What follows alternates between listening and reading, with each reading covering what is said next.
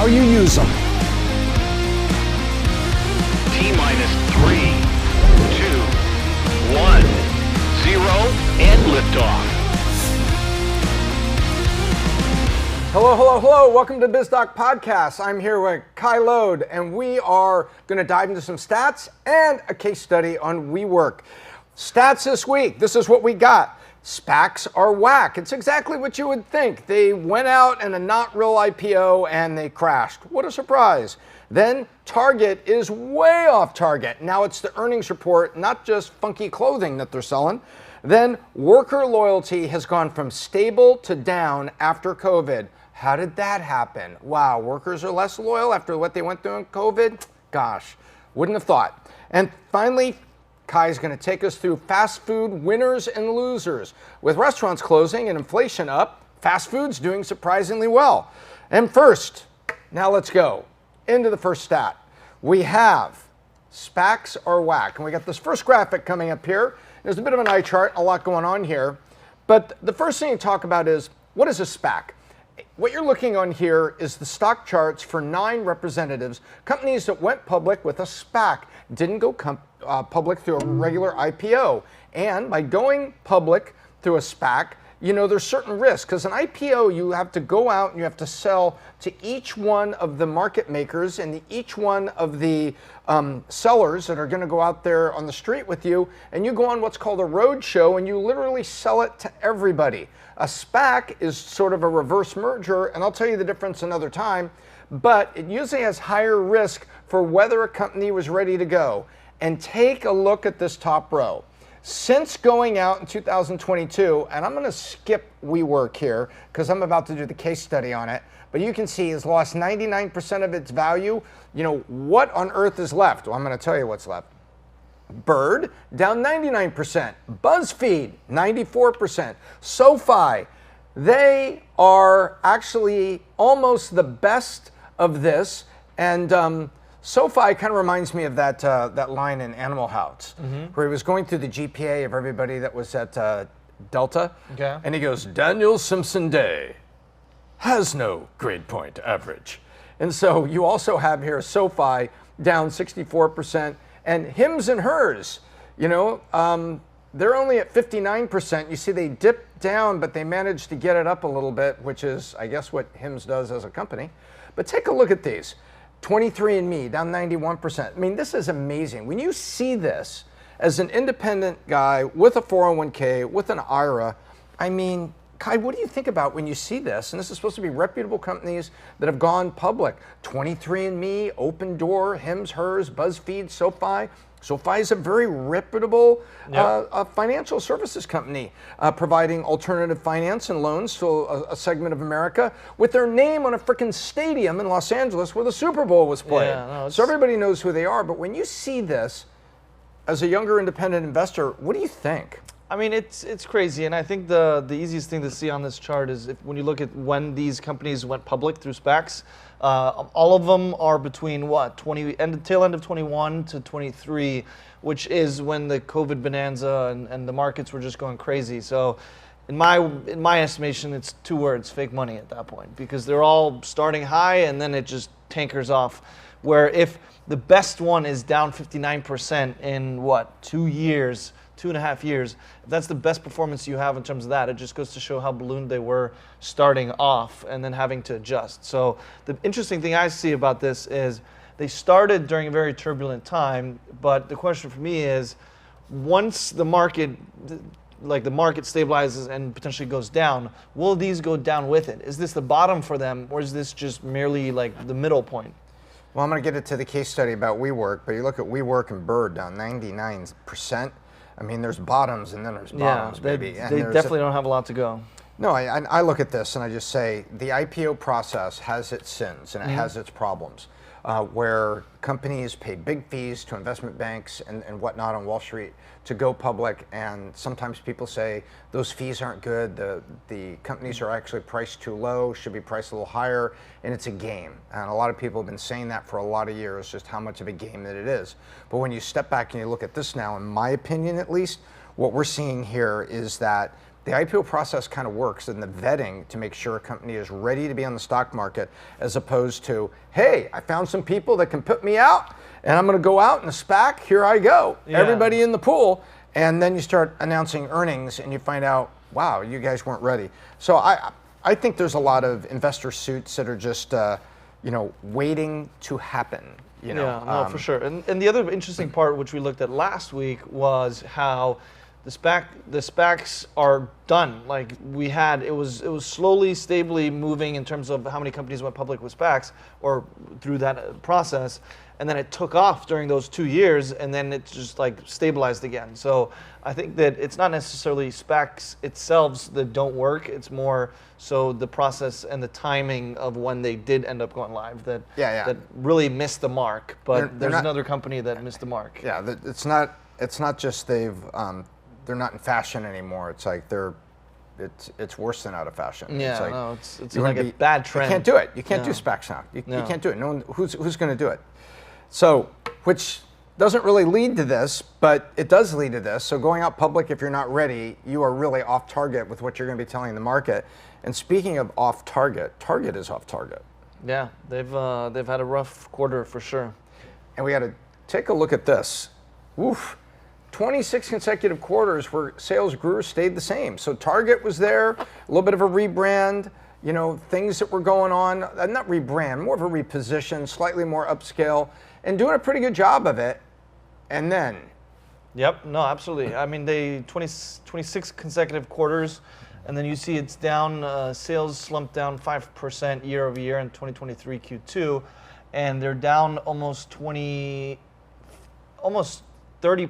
since the peak of Q4 2020. So it's been a rough few years, and obviously a lot of people are upset about what they've been doing with the way they've been pushing certain of those more woke clothing and stuff like that with the whole Pride Month, which is in many ways what kicked it off. But we see here too, before they had a few slumps, whether it's Q4 2013 when there was a data breach, and then in 2016 when they had a couple of years, but then they reinvested money back into the business. They worked on improving the stores, which kind of stabilized and was able to take it off here with capitalizing on the COVID bonanza. I mean, I remember going into Target and there were all empty shelves. So that definitely is good for their bottom line on that end.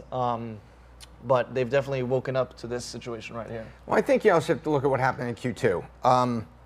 So we live in a diverse world. Yep. There are same-sex couples that have babies, have surrogates that have their babies or adopt, and they have families. And they go into Target for diapers, clothing, and all the thing, what have you. And serving a diverse market in America, a diverse audience in America that happens to be diverse by lifestyle, is not the same trying to over-cater to a single, highly volatile, radioactive element in that audience, where everybody, including many same-sex couples, were like, hey, you haven't, this is no longer pride, this isn't pride, this is lunacy. Mm-hmm. What you're talking about here is, people call it trans, other people call it cross-dressing. I'm just quoting what the media has said. And there's a lot of people that are in the same-sex community that will say, this is cross-dressing. There is no sex change, it's just cross-dressing. They haven't taken hormones, they haven't had surgery, they're just cross-dressing. From a swimmer that was disqualified, he can't swim in the Olympics, because he says, you ain't really a girl, dude. That thing hanging down, that's not a girl part.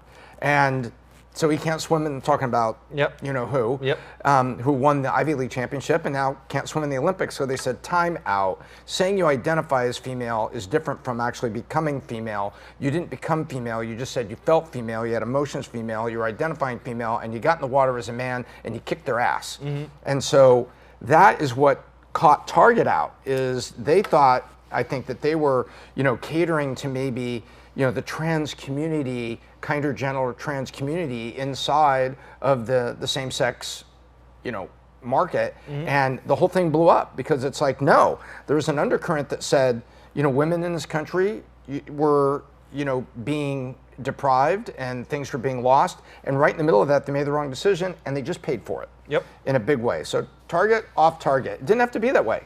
They have a tremendous amount of people in their stores of all kinds of lifestyles, and you tried to over cater to one, and you just, as they said, you walked out in the backyard and you stepped in it, and more than once, and then you fell and you did a face plant in it. So good luck to you. So that happened at the end of, Q1, Q2, right? Yeah, Q1, May, obviously and leading it's like, up to good May. luck and to then you. Building up Good luck there. to you. So it'll be interesting to see how they bounce back now as Q3 and Q4 for the year, to see if they're able to make a correction or if they're kind of just doubling down on that. And my oh my, how the world has changed. And the world changes fast on you, such as before, after COVID. Let's take a look at this chart and let's look at worker loyalty. So what we see here is before COVID, from like 2007 to 2017, 18, you had loyalty, meaning what percent of workers have been at a company 10 years? And it was about 33%, give or take. Total was 33. Men a little bit more, women a little bit less, but they follow the lines of each other. But look what happens, as you go into COVID and then you come out. It is dropping, and it's about to be sub 30%. When you take a look at this, you look at trends that were over time. Now you look at workers doing this, and I think workers are doing this because a lot of companies were opportunistic coming out of COVID, and workers weren't, all this work from home stuff wasn't power to the workers. There's a bunch of things that happen here that actually hurt workers, and now they're voting with their loyalty. No, absolutely. It's your generation that's in the middle of this. Yeah, no, what do you for sure. think? I think there's a few aspects that kind of go into mind. I'll wind it back here a little bit to where this chart starts at 1982, where obviously you see men hovering probably what seems like between 35 and 40%, which makes sense. And then as time goes on, as technology evolves, there's obviously more speed in the market. More companies are going out of business. It's not as stable. 401k, retirement plan, the whole shebang there. It dips in 2007, which is when a lot of people lost their job or went out of work. Then it kind of climbs up again throughout the next couple of years, and then it dips again, like you're saying, during the COVID period. So I think there's a few elements to this. There's obviously a somewhat downward trend in terms of technology and stuff like that. And then I also think that just seeing with companies, whether it is the adjustment, work from home, this, that, and the other, or consolidation, companies realizing that AI automation, that there's not as need for as much on that end, where they can really then kind of have to move places as opposed to stay at companies for longer extended period of time. And I genuinely don't see this trend really reversing as much.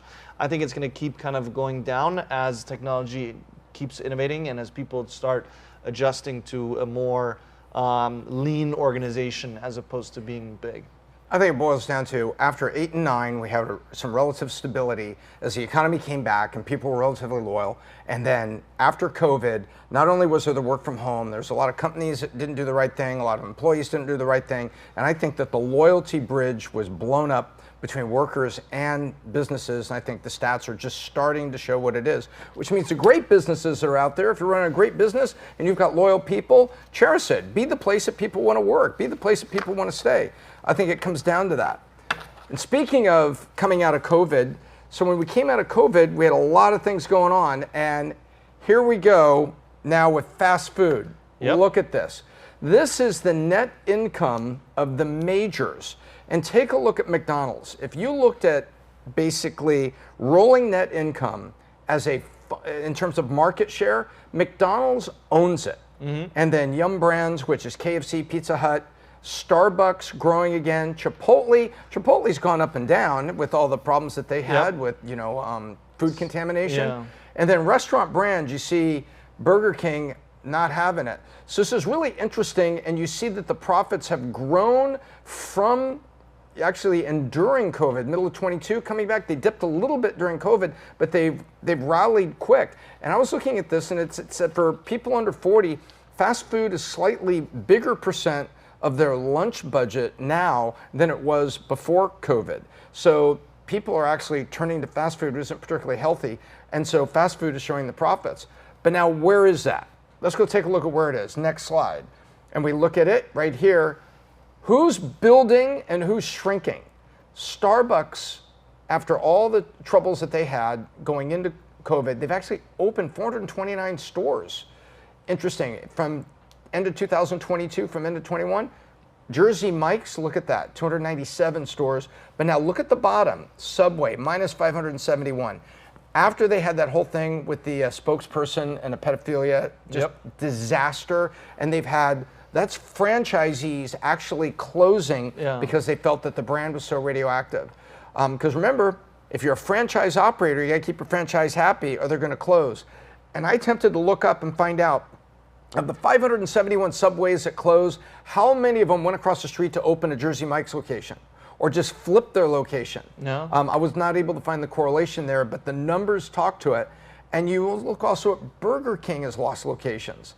And then there's, you know, Baskin Robbins and Jack in the Box and things. Yeah. But I find it very interesting that Starbucks, Jersey Mike's, and Chipotle are moving and the others aren't, and it shows up on the other slide in the share of profits. No, for sure. I think also the discrepancy in terms of the 571 and then the next up is 91. I mean, Subway closed more franchise locations than the rest of the other ones on the chart here. 5 times more. Exactly. So the other thing here that I was looking at with the revenue and stuff like that was I was looking at which of these have the most stores and then or locations, and then which of them are generating the most revenue. So I had a chart here that Malik can pull up here where we were looking at the difference between the revenue generated from the locations, because obviously some of these places have a lot more locations, right? So if you have more locations, you're going to do more sales. But ultimately, what it comes down to in many ways is how much sales per location, right? So if we look at the top here, McDonald's has the most locations at 40,000 locations. Subway, 37,000, which obviously they're now taking a hit in terms of being able to sustain that and grow. Starbucks, 36,000 locations, and they're up there on the top of building out more locations. Then we continue down, KFC, Burger King, it just kind of trickles down. Now on the next slide here, we can see the interesting part about which of these are generating the most revenue, right? So if we look at the USA, we have 32.3 billion is Starbucks. Then we have 31.3 billion is KFC, which is interesting. Burger King, then McDonald's, but then look at Chick-fil-A.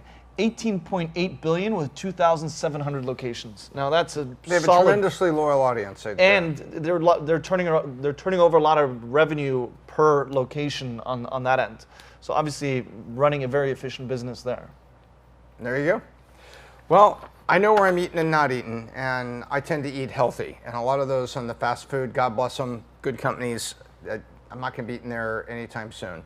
You know, if it's healthy, that's when I'm going to do it, and that's where I'm going to spend my dollar, especially in the age of inflation. And you know, I'm not going to give up health for convenience. But I don't have a gourmet chef doing lunches either, so I split the difference there and just be sensible. So that's what we got. Now I'm going to go over to the other studio and I'm going to get ready for the WeWork case study. Getting back to the first section where we were talking about WeWork and we were talking about what was happening to SPAC companies. Well, WeWork was more than a SPAC; it was whack. Let's go. All right, here we go. So I said I would talk about WeWork. I'm going to talk about WeWork. In the comments for this week's case study, you're going to see a case study I did on WeWork way back when. That was before things got kind of funky, so there was a little part of me that was a little bit, not bullish, but a little bit optimistic of what I thought they could be. And we're going to put that case study in the comments. However, what I'm going to take you through today is a rather bloody ending. And so here we go with WeWork, which a lot of people are joking, as in we won't, as in won't exist very much longer, because there's talk of a corporate bankruptcy turning this into a disastrous commercial real estate smoking crater. But let me first take you through it. Once upon a time, we have founders and CEOs. So these two guys, they look happy, don't they? Miguel McKelvey on the left here and Adam Newman on the right. Adam Newman would become famous for drinking tequila at work, treating people really badly, buying a Gulfstream 650 with investor money, and a variety of other things. I'm not going to go through all of them, but suffice to say, if you go back and look, that was a Silicon Valley guy, born in Israel, not from Silicon Valley, but partying and doing exactly what the worst of Silicon Valley unsupervised CEOs would do, which led to his ouster. And for a time, we have this gentleman, Sandeep Mathrani. And as you can see, a little bit older, looks a little bit more cooperative and far more well-behaved. That led to recently, he has stepped out, and right here in 2003, David Tolley has stepped in as an interim CEO. So that's the leadership. We go from boys with an idea to take office buildings and rent parts of it to you and me. WeWork, sort of a Regis. If you've ever been to Regis, you could rent office space, make it cooler, make it nicer. They go and they do their thing. Adam raises billions and billions of dollars, behaves badly, gets tossed out. He becomes CEO, and then we're here. So let's look at the quick history of all that. Put a little structure around what I just said. It all starts in 2010, founded in Soho, which is part of Manhattan, New York, a little neighborhood down there. Then we're going to skip these 8 years of raising money and expanding and all these things that were going on to August of 2019 when the fund started. This thing was a darling. This thing was raising money from SoftBank and others, billions of dollars. They had raised at this time, by the time this happened, I think they had raised close to $15 billion the startup had raised at the time they filed the S1. Now, what is the S1? The S1 is a document that you put everything in by law, and it says, I'm going public, and here's the story. Like going to a doctor and getting x-rays, scans, blood work, urinalysis, everything, and handing that to your fiance's family to review your entire body. That's really kind of what happens with an S1. You have to disclose everything. And if you look at it that way, do you smoke? Do you not smoke? Do you work out? What do you spend on yourself? But everything is in there by law. Because if it's not, later, the SEC can come after you. Well, there was so much in there that a lot of people started looking at so much that was in there and saying, wait a minute, what's going on? There's some things in here that don't make sense. How is Adam Neumann renting places to himself? How does he, the owner of things that he's actually renting and turning them into WeWorks? What is up with that? And what is up with co-signing on $500 million of debt line for him personally? Stop. We don't like it. So guess what happens? Firestorm, and they withdraw. Okay, S1, we're withdrawing it on September 17th. That 30 days, if you want to go look at it, if you're an investor, it's one of the worst 30 days of headlines in history. And if you were like me, you're looking at it and just shaking your head for a month saying, I can't believe there's something else. I can't believe there's something else. Oh, there's something else. For 30 days until they finally said, stop, we're pulling it back. Maybe we'll go public toward the end of the year. Yeah, right, you will. Then all that happens, all that scrutiny, everybody goes, not only should you not go public, this guy should be gone. Neumann leaves the company. He stayed on kind of as a consultant, but he was out off the board and a bunch of other things that happened there. He's out. SoftBank that had invested, they look at it and everybody sees a smoking crater forming, and SoftBank writes down. Writes down means they wrote down the value of $9 billion of their investment on November 6th.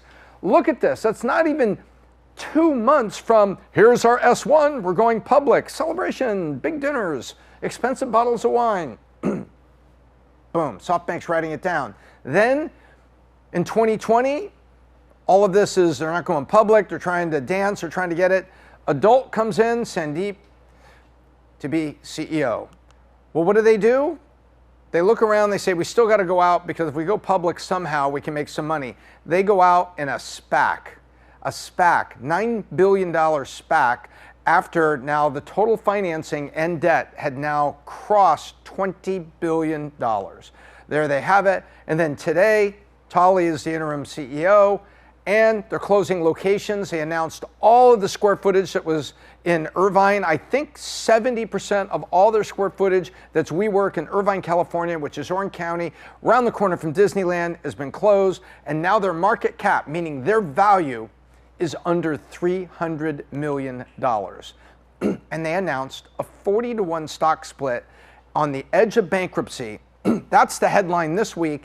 I'm going to dive into that because that's what you wanted. Many of you sent me questions that said, hey, do WeWork? What's a 40-to-1 stock split? And why would they do that on one hand? I see that in a headline. And on another headline that says they're about to go bankrupt. Well, guess what? Here it is. This right here was when they went out and they went public on the SPAC. And they went out and they were okay, doing okay. Boom. That's, by the way, ladies and gentlemen, that's 14 cents. The stock is trading at 14 cents. 14 cents, a dime and less than a nickel. That's where it's trading now, and the market cap is at $285 million, which means the implied value of this company right now is $285 million after a multi-billion-dollar valuation. So what does a stock split do? If your stock is trading at $1,000, sometimes you do a 4-to-1 split to make it $250. So it's more affordable on a per share basis. That's very common. Amazon's done a lot of stock splits. A lot of companies do.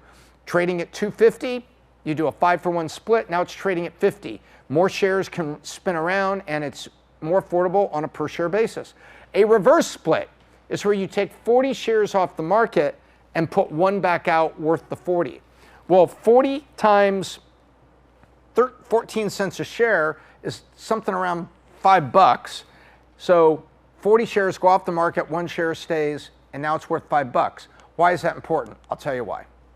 If you fail to maintain a minimum price, that is bad, because you will get delisted. And this is on the New York Stock Exchange, and the New York Stock Exchange is talking about delisting the company. Well, if you delist the company on the stock exchange, you can't sell more stock in the future, which is one way that companies raise money. Especially if you're losing money, the way WeWork is, you may need to use the public market as a way to raise money, if you can. But nonetheless, the option goes away if you're delisted. And it's very tough to get back to being public if you're delisted. It's not just flipping a switch back and forth. There's a big review that has to happen. Wait, your stock was so inexpensive because your earnings or a controversy or something came up was so bad that the implied value based on the buyers and sellers, what they're willing to pay for your stock was so low, they're like, no, you're gone. So what do? You take the current price of 13 cents, 14 cents, 40 to 1, there's the 520. Now you're above the $1 you have to stay on, but it's artificial. It's artificial. All you've done is artificially created value by reducing the number of shares. It doesn't change the underlying company. You may still be radioactive to key partners, sponsors, it's people that would help you on the stock market, and whomever. That's the problem with WeWork. If they can't find profitable business in the middle of this, then this reverse stock split just basically delays the inevitable. So what are the headwinds? Headwinds is the wind against you. What is the wind against them? Well, part of the headwinds is themselves and what they've done, but also what's happened in commercial real estate. Work from home. You've heard everybody talk, and you've heard Pat and I talk on the PBD podcast about commercial real estate being readily available everywhere, and small banks maybe even trying to unload bad mortgages, and the price for commercial real estate down. San Francisco and its own problems with public policy, having tremendous vacancy. Well, guess what that does? That means WeWork has also got tremendous vacancy because the work from home and the commercial real estate market hurts them too. So the demand is down. That's a tough time for them to build revenue. And then return to office has turned out to be more of a headline than a reality. Some are coming back, many big companies are back, but overall we're seeing down in the big cities on commercial real estate. And now commercial real estate is a little bit radioactive for those small banks. So that's pushing on WeWork. And then finally, WeWork's board is finally clear-eyed about the inevitable. And this week they said, there are, quote unquote, significant doubts about the company's viability going forward. And that, my friend, is the story behind one headline that says 40 to 1 reverse split and one headline that says pending bankruptcy. Both of those things are true. They're trying to stay on the stock market and they're desperately trying to find revenue, but they will never be able to issue more shares or use the stock market as a place to raise funds if they're delisted. And they're trying to stay on. But in the middle of it, they now have an interim CEO, that one CEO that stepped in and replaced Adam Newman. He had his time, they thanked him, they said nice things to him, but either he was burnt out or couldn't get it or didn't turn it around all the way, and now they have another person stepping off the board into the CEO role on an interim basis. And that, my friend, is what's going on with WeWork. This high-flying, fintech company, real estate tech, whatever you wanted to call them, has turned out to be a little bit of a disaster. And where they are right now, they're probably going to go bankruptcy, and then there'll be a sell-off. Money will be made to help pay off certain debts. But at the end of the day, I think this company is probably done.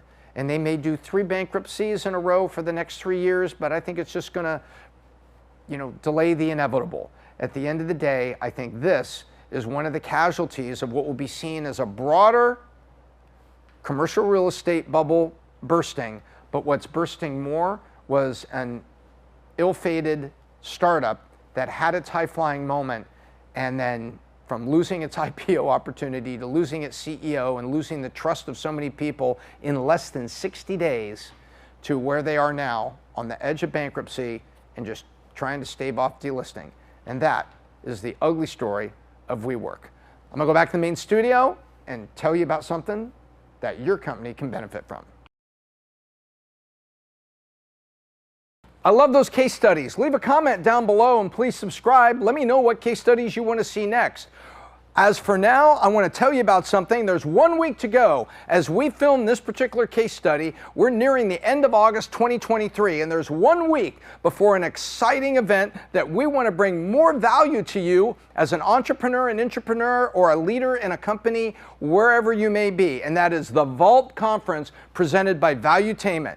The Vault Conference has got some great speakers this year. There's 1 week for you to be there, or if you're already coming, consider a couple extra seats to bring some of your staff so they can get benefit as well. These speakers are going to be there. I've told you about them. Patrick Bet-David, that I'm kind of standing in front of right there, of course, the founder of the Vault Conference, and he's there every year speaking about sales, strategy, and more. And you, as an attendee, you get a very thick binder full of areas to take notes and great insights to all the topics that are being discussed. There's also leaders there. Leaders such as Tom Brady, right over here. And Tom Brady is going to talk about winning championships with different mix of teammates. Just the same way you and I have to build our business and be successful, different mixes of employees over the years. You can lose a key employee because they took another job somewhere, and Brady sometimes loses key teammates to free agency. He's going to talk about that career he had in football and all of that in leadership and winning championships, getting new teammates together and more. It says Mike Tyson also has something to say about strategy in the ring. The same way you and I, before we go fight with a competitor, we better have an individual strategy for that. Mike is a great guy to listen to. He's also funny as hell, and I think you're really going to enjoy it. And then we have Will Guidara, and Will wrote the book on reasonable hospitality and took a restaurant in New York, 11 Madison Park, all the way to #1 on the international rankings of restaurants, and he's going to talk about how he did it, how he built teams and adjusted his product to get there. The Vault Conference, it's all of that and more so that we can leave you better than we found you. Next week, August 30th to September 2nd, right in Fort Lauderdale, actually Hollywood, Florida, right by the Fort Lauderdale airport. There's still time to be there, still time to benefit. Would love to see you there. And until next time, as I like to say, I'm Tom Ellsworth, the Biz Doc, and I hope I left you better than I found you.